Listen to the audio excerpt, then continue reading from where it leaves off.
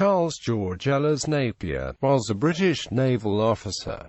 Early life. Born Charles Elers, he was the second son of Lieutenant Edward Elers, RN, and his wife Frances Elizabeth, N.E. a cutesy young husband. In 1815 his mother, now widowed, married Captain Charles Napier, the future admiral, who adopted her children as his own and gave them his name in addition to Elers. Charles Elers Napier entered the Royal Navy at the age of 12, his first ship being HMS Ganges. Career. In 1830 he was assigned, with the rank of mate, to the frigate HMS Galatea, then commanded by his stepfather, remaining in her until she paid off in January 1832.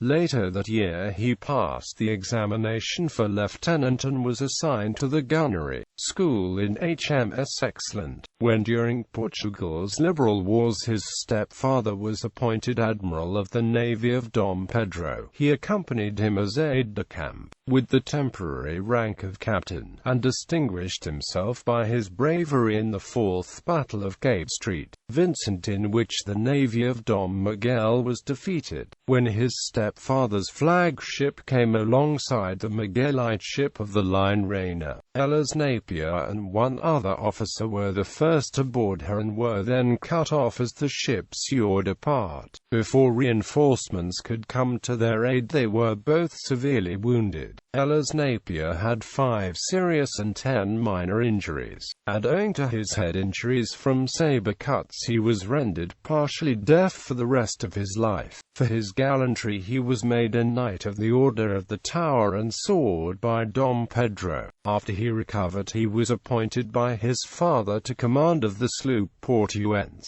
and then to the corvette Seville, in which he sailed to Madeira to demand the surrender of the Miguelite governor. Subsequently the ship, renamed Eliza in honor of his mother, was engaged in blockade duties off the Portuguese coast. After his return to England, Elers Napier served from 1836 to 1837 as a lieutenant in HMS Vernon in the Mediterranean. When the First Anglo-Chinese War broke out he was appointed to the command the brig sloop HMS Pelican on the China station. Being superseded in this command he was on shore in China for a period and then became aide-de-camp to Admiral Sir William Parker, taking part with him in the capture of Chinkang by scaling the walls on the 21st of July 1842.